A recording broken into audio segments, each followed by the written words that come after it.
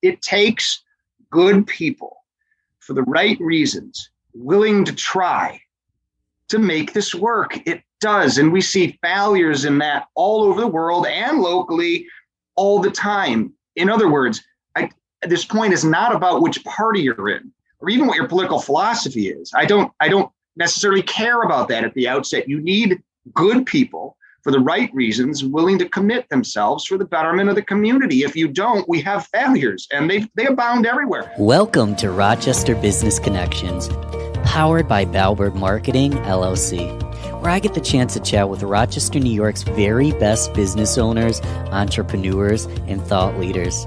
I am your host, Ben Albert. Don't forget to subscribe, and remember, we don't do advertisements. My fee for this show is simple. If you gain value from the episode, personally share with a friend and explain your favorite part. Let's get started. Welcome everyone to Rochester Business Connections. I am here with Ken Kraus. Ken, how are you today? I'm doing very well, Ben. Thank you. Thank you very much for having me. I'm excited to have you. You are a partner at Evans Fox LLP. You were a town judge for the town of Chili for what was it, 6 years? Yes, just about 6 years. And though I retired, as I like to say, about a year ago.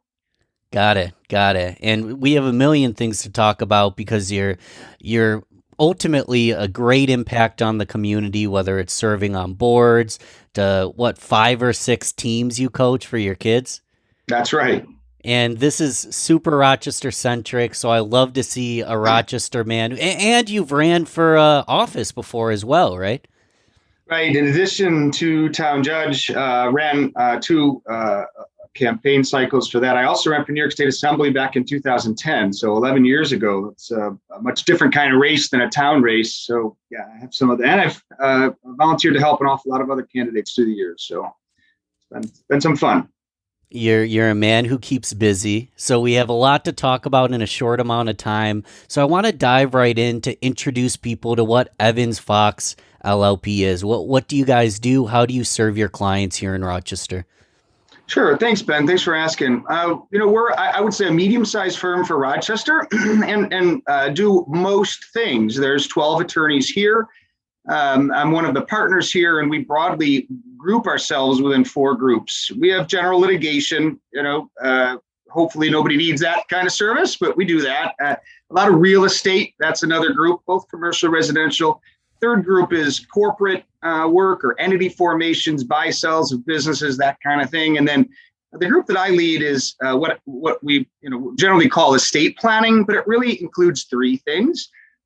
That's estate planning is typically basic for most folks. That's things like wills, powers of attorneys, healthcare proxies. Some people, it can be quite complex when it comes to tax planning, for instance. The second thing my group does is Medicaid planning, sometimes called asset protection planning or long-term care planning. That can be quite complex, particularly in today's environment with COVID and staffing issues at our long-term care facility partners. And then third, the final thing I do is estate administration. And that's after someone passes away. I help the families administer the affairs of the deceased loved one, whether it be through an estate or a trust. Things can be sometimes straightforward, but oftentimes also quite complex. These 3 things, estate planning, long-term care planning, and estate administration, is really just about all I've done for 15 years or so of practice, and that keeps me quite busy. So estate planning, long-term care planning, and estate administration. My listeners are all across the board, so in the most layman's way possible, everybody's going to, at some point, need your service, right? How do I know that me or a member of my family might need it now? Yeah, that's a really good question. And I'm going to be quite frank, in the limited time we have together, I try to make it fun for clients, and I try to be very direct, but upbeat about it, because honestly, to answer your question, Ben, the answer is I work in the areas of death and dying, right? Right. So you ask yourself, when do you know you need something? If we knew when we were going to die or have some critical illness that might lead to that, well, then you'd know you need my help. But the reality is, of course, we don't have a crystal ball. I find myself on a daily basis talking to folks about wishing we had these crystal balls. So I think a more articulate way to answer your question is most folks need estate planning. That is that first thing that I do. Not most, frankly, almost everyone that you might meet needs that and really should do that kind of basic estate planning work twice in their lifetime. Typically when they're a young adult, and then typically again, I would say well into their retirement years. That's the average person. So there's obviously a lot more complexities that somebody might have illiquid or unique assets. Somebody might have an interesting or unique family tree. And, so it could be quite more frequent than that, but in a minimum, really twice in your lifetime, generally young adult, generally well into retirement years. That's for estate planning. Long-term care planning, it's really assuming good health. When you're roughly mid-60s, young 60s, mid-60s is when you really ought to start thinking about long-term care planning, asset protection planning. You lose opportunities as you age. So we can still do that work into our mid-80s and even 90s, certainly. But you generally lose opportunities. And then estate administration, that becomes quite obvious after someone's passed. I could be one of the first calls to help with myriad issues that inevitably come up. Good question. Thanks, Ben.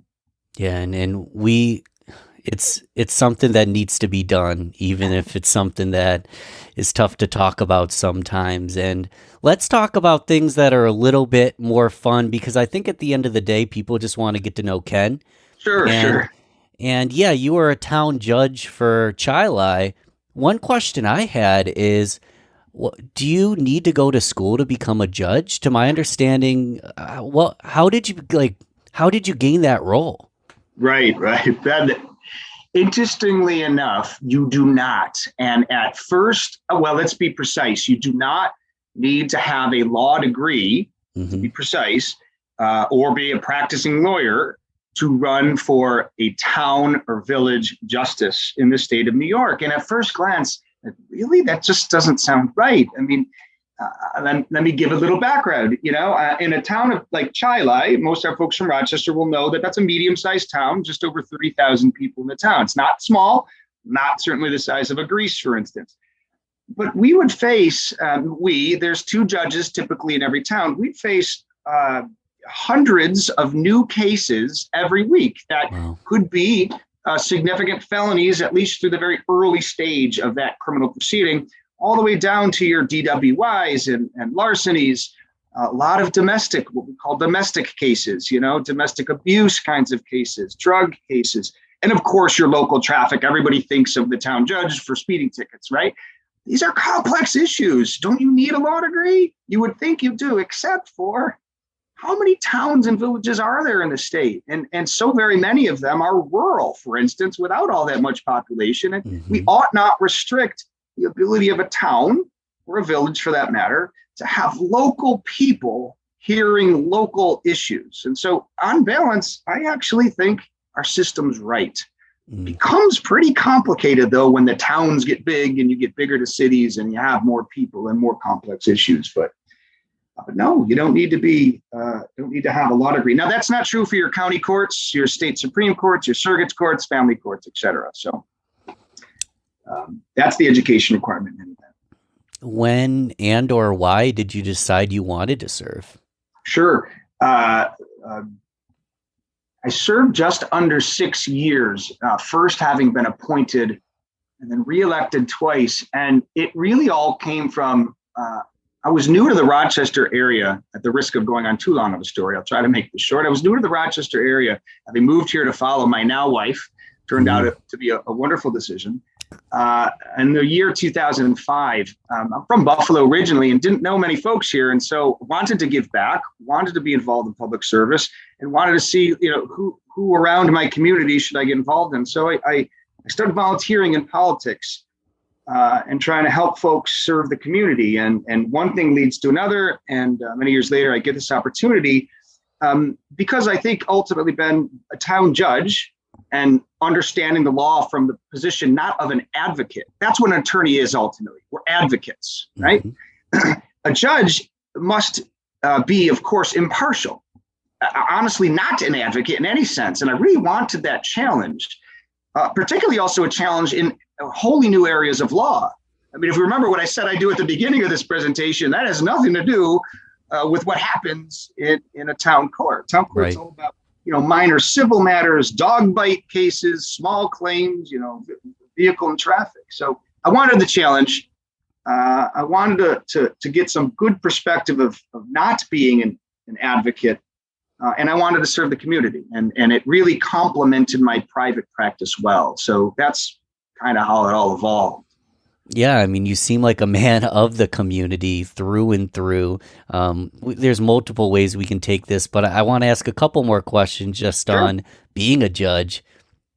Assuming that some of it's public information, or let me know if you can't talk about it, but I'm curious if you ran into any completely ridiculous, crazy cases, any curveball situations, just anything that made you think like, oh my gosh, this is the craziest thing that's ever happened in my life. I'm so happy I signed up for this role.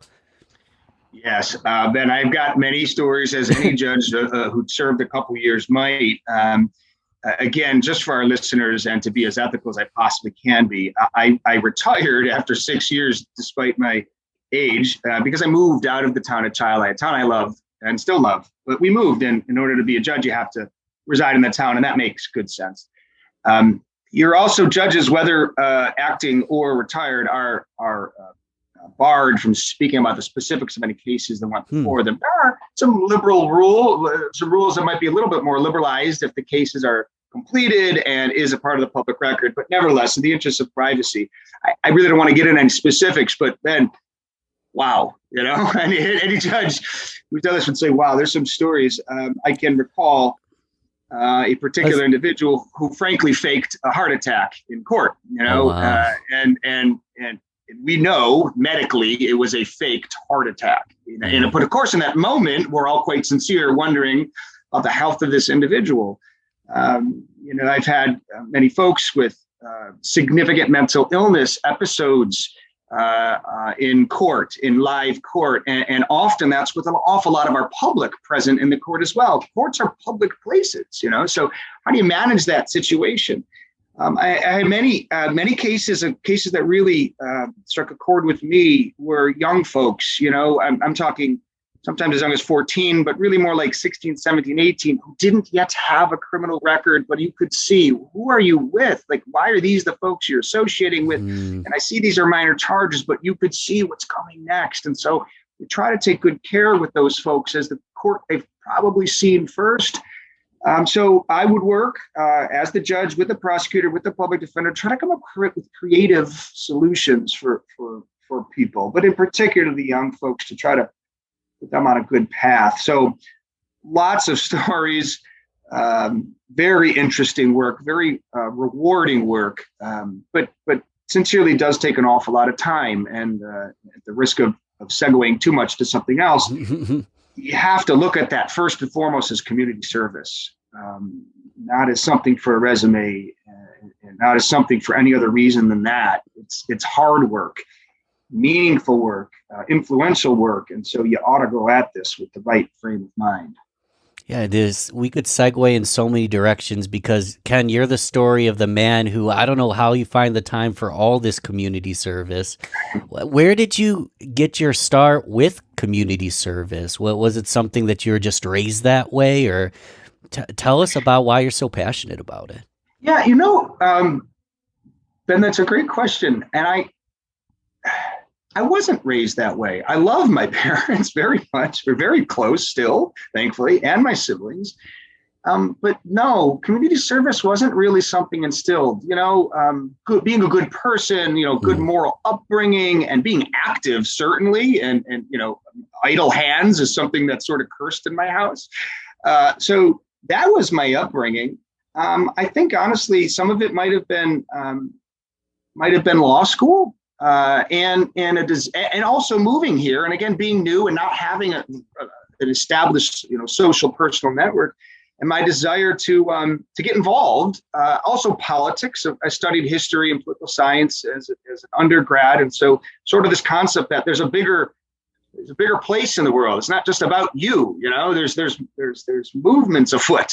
There's things happening out there, and get involved. I don't know. That's how it started.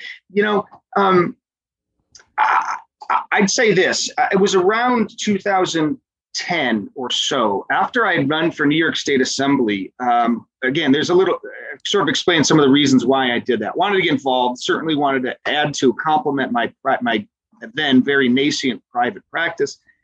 But when that was done, I said, I want to do something that's more obviously altruistic, frankly, if I could be so bold. So I sort of tried to diversify. This was also before kids, when you have more time in life, generally. So I sort of tempered some of my political activities and instead got involved in a board, a particular now large local nonprofit. It serves several thousand folks in the neighborhood of $27 million of annual revenue. It's a large organization, individuals with traumatic brain injuries, developmental disabilities, and trying to help them live the life of their own choosing. That kind of role, and it's evolved. Now I'm completing my 10th year of service. Wow. With the agency called EPI. There are other people then that do far greater work, but nevertheless, I wanted to do more of that and less so of politics at the time. Tell us the agency again. I was talking over you. Yeah, no, that's okay. It's called EPI. It's evolved through the years, been around for a long time, but recently went through a rebranding. Empowering People's Independence is what it stands for. But large local nonprofit. And just this morning, I chair the compliance committee of this organization. As you maybe can imagine, when you're dealing with folks with unique and special needs and challenges, but of course the mission is to give them as much as possible so they can again choose the life of their own living, life of their own choosing. There are any number of unique issues we deal with on a daily basis, and so compliance, given my legal background, I think sort of lends well to that work. Boy, I've got a lot of stories and of trying to support and guide folks who are really just trying to do good work.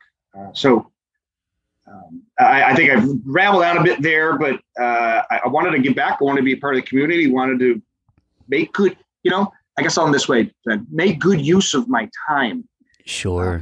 My poor wife has heard me say this so many times. We have limited time, we have limited scope. You got to do what you can when you can. I don't know necessarily where that came from. They call it like a nervous energy, but I'm trying to constantly move. She's the same way. Just move, just keep moving.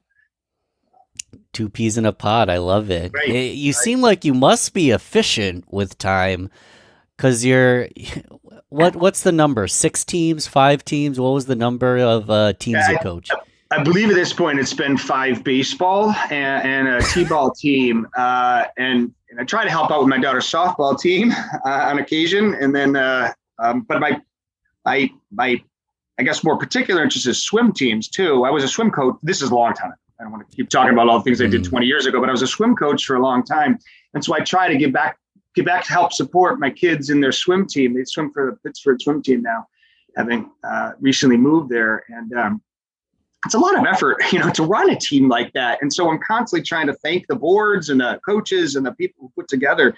I got hundreds of swimmers and lots of events and lots of meets. They need support. They need help. You need timers, you need people to go to meets and be willing to give time. So, I try to do a lot of that work too, Ben.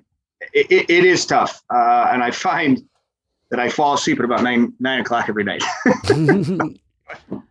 That's a okay. Good sign. Yeah. That's okay. It's okay. Yeah. Go to sleep when the night falls. Wake up bright and early. Right. Exercise, then that's something that's fallen by the wayside here. I gotta get back. I gotta get back at that. So no, I've got a lot to learn and a lot to do. To continue growing.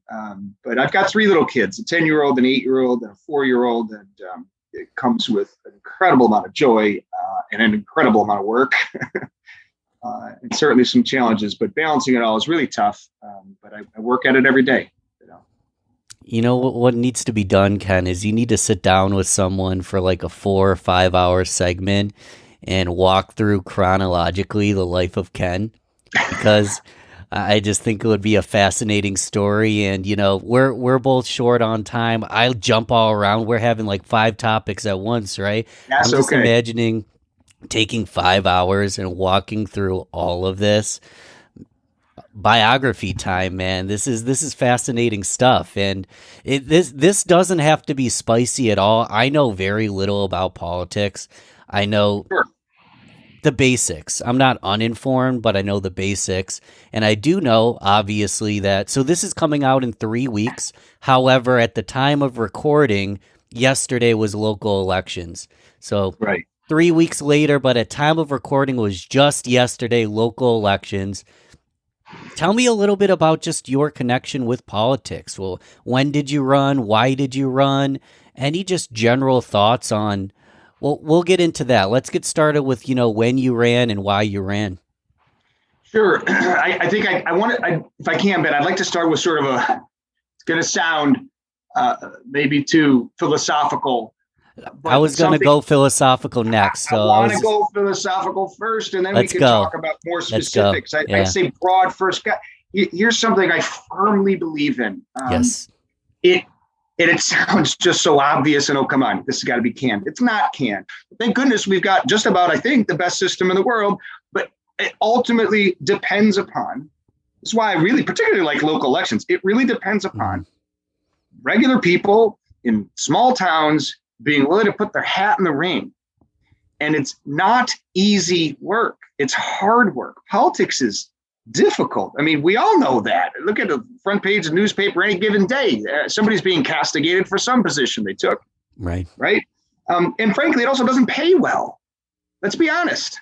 So if it doesn't pay well and you get castigated left or right, and if I'm going to I will make a political point here, there's all sorts of what I call one issue people. If you're really focused on one issue, I'm not even going to mention them. There's lots of one issues, and you're so vocal on one issue to the exclusion of all other issues, then I frankly think you've lost perspective. Right. So if you don't have good people running for the right reason in an environment that's pretty difficult, filled with one issue people, and it doesn't pay well, we have failures in our society, right, and in our culture and in our leadership in our communities. So that's my way of saying I am always grateful for people who try, regardless of party. I also think it's very good for our society to have different parties running in every election. I really do not like the idea of one party rule, either party at any level. I like balances. I like moderation. I like, dialogue. I like negotiation. I think, frankly, if I'm being political, too much, certainly federally, also state for sure, not so much to our local level, thankfully. We've gotten away from that, got away from balance. So anyways, that's my political philosophy in a nutshell. And that is one major reason why I got involved. I wanted to give it a shot. When I got involved, I think it's important if people want to get involved in politics, don't put your hat in the ring to run for something. Help other people first. Number one, it's the right thing to do. But number two, you'll learn a lot. It is not easy. Again, so learn, help other people. Find some issues, not one issue, but many, hopefully, and people you believe in your community, and support them first. Get a sense of it and then go for it. So the assembly race, why my specific race? That was the first one I did, 2010. That encompassed parts of 4 towns, including Chilai, and about a good quarter of the city of Rochester. That really was an opportunity at a moment in time.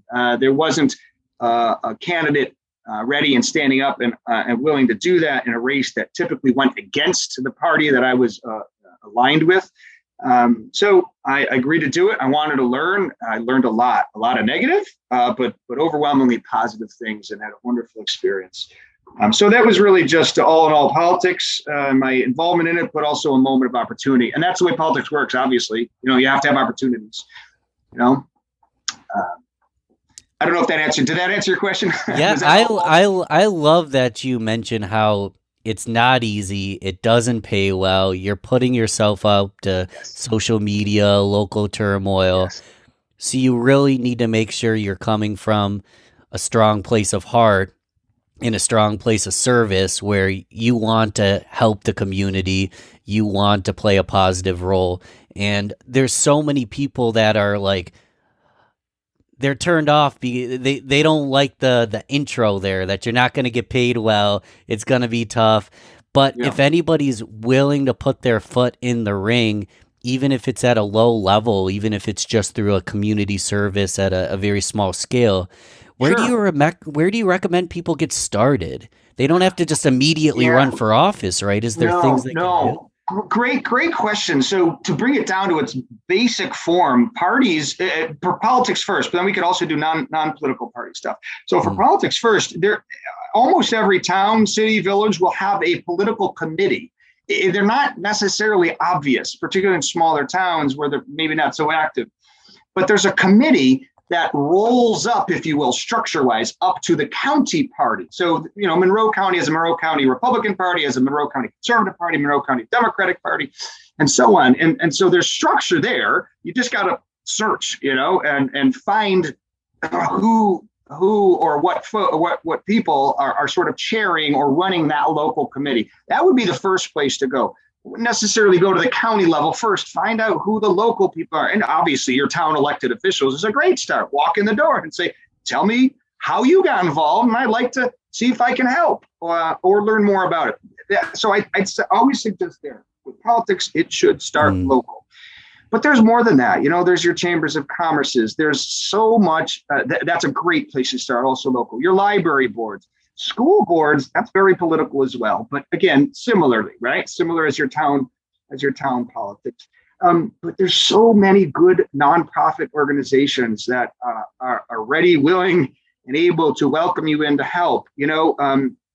For instance, my organization, we have what we call an associate board for younger people. I shouldn't say younger people. People with maybe less board or life experience who have expressed interest. So that's the perfect kind of person, entry level, interest, so much growth potential. Right. So there are, for lack of a better way to call it, associate boards, if you will, and some of the larger local boards. And so that would be a great place to start. Reach out to an issue. Search your soul. What's an issue you care about? There's many issues. And go find that local nonprofit organization who altruistically is serving in that interest and see if they've got a role for you. Maybe it's just a volunteer, The point is, it always starts with the individual. It starts with their own initiative, and it starts with coming from the right place. You got to come at it with the right place. That's particularly true in politics because it's usually much more obvious with your non-political volunteer organizations, right? I think this is great advice, and I think everyone should, even if it's as small as just donating 8 hours of your time to one of these organizations. It goes a long way. Right. I'm a little similar to you, and you mentioned before that I wasn't raised as a community activist. My family showed so much love and care, but we weren't big. We weren't big community servants. And last month, my company raised over $2,000 for Cystic Fibrosis Foundation, and then through an event that Dave Mamano, he's came back to comedy, but basically he's an entrepreneur coach, a podcaster. He came back to comedy after 20 years. I partnered with community impactors. We raised over $2,000 for Make-A-Wish. Oh, wow. And in raising $4,000 in 1 month, I realized that I've been slacking and I have no one to blame but myself. And you don't have to go out and run a big networking event and raise all this money, but donating just 4 to 8 hours of your time one time and getting your foot in the ring and seeing the people and meeting just even the networking opportunities. Tell me a little bit about that. How is the networking and the meeting people, how has that affected your life? Oh, Ben, well said, though. So first of all, you don't need me to tell you great work, but that's exactly the point I'm illustrating, right? You, at the end of the day, the end of our days, with the limited time we have, I don't know where this burning, insatiable desire came from, but I want to know that I did something, So that's where a lot of this comes from. Sounds like what you were just saying about yourself.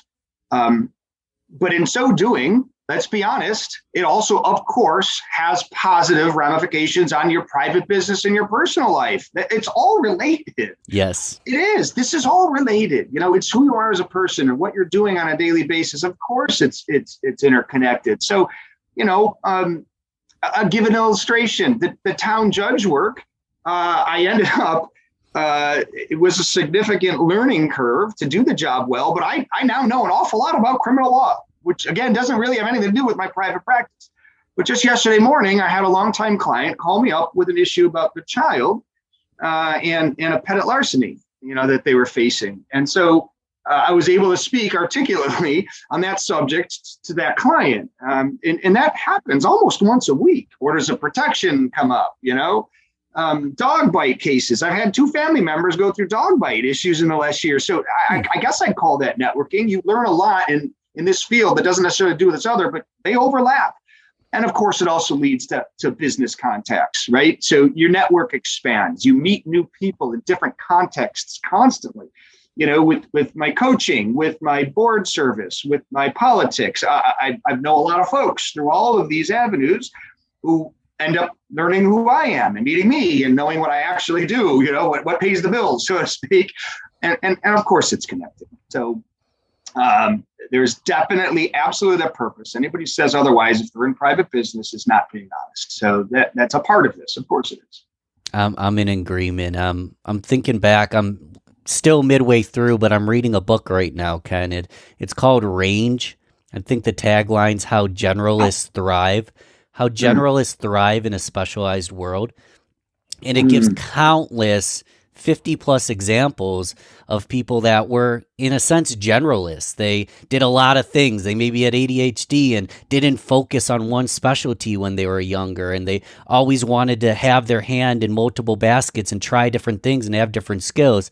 And it tells the story of how these generalists become more whole people. They become more community members. They become better at more things, where a specialist can go in and do one thing way better than any of these generalists can. But since they have this generalized skill set, they can create more impact by ultimately all these. And that's, I'm not calling you a generalist, because you do also have a specialized skill set. But by trying all these different things and participating in the community, that probably makes you more whole as a person, right? It makes you a stronger man across the board. Right. Actually, I'm very interested in that book that you're talking about. Send me an email later if you would. I will. Obviously, I agree. I think I think maybe an interesting way to reinforce that point you just said is that one issue concept I said earlier. It's something brandished in my mind that I learned in that race 11 years ago. You can't be a one issue person.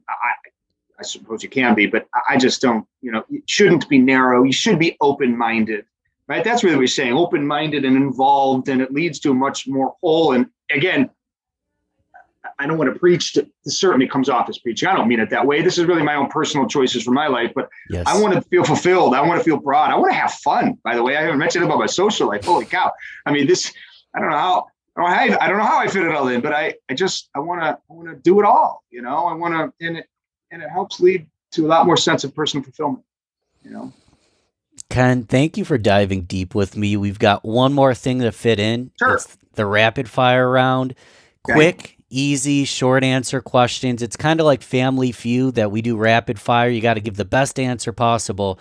However, it's like, whose line is it anyway? The points don't matter. They're completely subjective to whatever you want to say. So you can answer the question, fill in the blank. You can pass, whatever you want to do.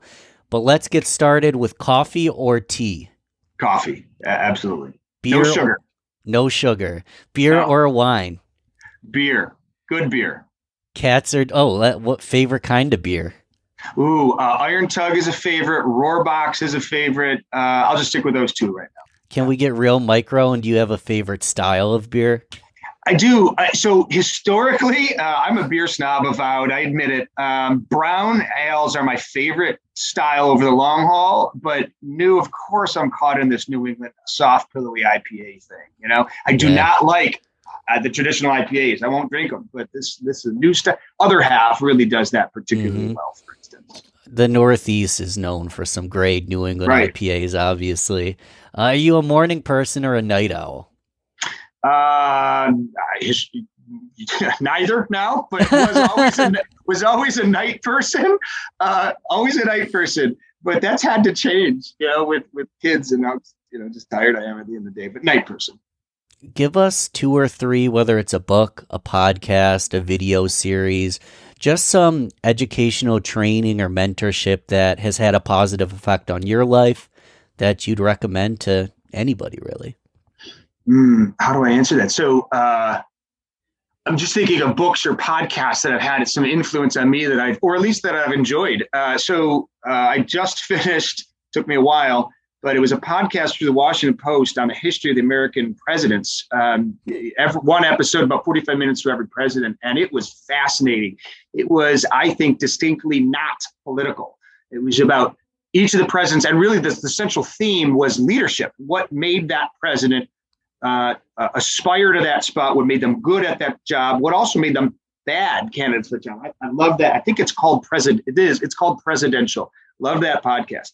Something that had some influence on me, I hope it shows through the right way, is Mark Twain. He's my favorite author. I've read a number of his books. I've read a lot of his biographies. I think he's fascinating. I think he's interesting, certainly intelligent, had a lot of failures, an awful lot of successes, but at his heart, he's a comedian, right? So kind of talk about a person who lived a full life. That's a really good example of that. So I don't know if that's helpful, but folks have never read Mark Twain or know anything about him, I'd suggest that start. And maybe if you've got some time and like a little bit of history, listen to that presidential podcast. No, I'd take the recommendation. I was supposed to read Mark Twain in high school, but I think I just cliff notes the whole thing because I don't remember any of it. So when you understand the person, so this is going to be an odd way to do this. But this is the way I think. Again, my training's as a historian. History is my background. My first love, if you will, academically was history. I would want to know about Mark Twain, the person, first. You could read Huckleberry Finn, Tom Sawyer, Putnam Wilson, all those books, later. But tell me about his story is fascinating. And then you get so engrossed in the story, you're like, I need to read the books, Then you find out through his books how utterly hilarious he is, So anyways, study the person first, and then read some of their works afterwards. Well, so I'm not as well versed in history, so tell me if this theory makes any sense. A lot of times we look at history and we're like, history repeats themselves. This is what this person did. Now this person's doing something similar. That means this person is just like this person. And I feel like you need to study the person because two people could be in a similar situation 100 years separated, but they are different humans. And everyone around them have different psychologies. So if you study the person, you can get a way better gist of what decisions they'll make, and it's not a correlation that two people are similar. They're very different people, and I just think it's fascinating to get to know the person themselves. Well said. So the old adage, the person makes the time, or the time makes the person. It's obviously a combination of them each, but I'd start with who's the person. Particularly in politics, politics is really in the grand sweep of history. It ebbs and flows, goes back and forth, and all sorts of facets of history for sure. And so we always think it's the worst now or it's the best now, and we've never seen this. It's not true. It's all happened before. Just about everything has happened. Just about everything has happened. And what can we do other than make it better today for a better tomorrow? I think that was a theme today. Get involved with the community, guys. Ken's a great example of someone who does just that. And Ken, where do people get in touch with you? Should we check out the company website? Should we add you on LinkedIn or Facebook? Or what's the best way to stay in touch with Ken? Sure, thanks. Not Facebook, though my firm's on Facebook. I'm not. I try not to fill up that basket of time in my life with social media too much. So I'd say call first. 585-241-5994 is my direct line. Email kkraus@evansfox.com. That's EVANSFOX.com, but certainly we're on the web. My law firm is, and there's a bit more history about me, and I think we even got some videos up there. Yeah, it's a cool website. Thank you. Thank you for that. I design websites, and mine aren't that good. That was a huge project, I can imagine. We just unveiled that maybe 3-4 months ago, actually, so the timing was good. Thank you for that compliment, Ben. Yeah, so you can find us on the web and learn more there, and happy to chat about anything, really. Love it, Ken. You guys are taking new clients, I presume, or? Yes. This is well, I'd say it's a busy time of year, but it seems they all are. But I guess at the risk of getting into too much substance, there's a lot of pending or potential significant tax changes forthcoming soon. So particularly difficult time of year to plan.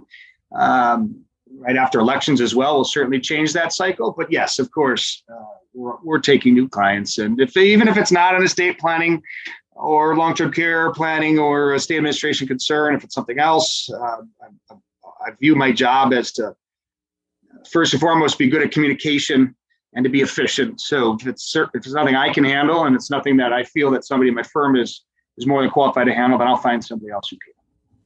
Ken, thanks again for coming on the show. It's been a pleasure. No problem, Ben. It's been a lot of fun. Thanks for listening to Rochester Business Connections. Don't forget to share this, rate, and comment on your favorite platform.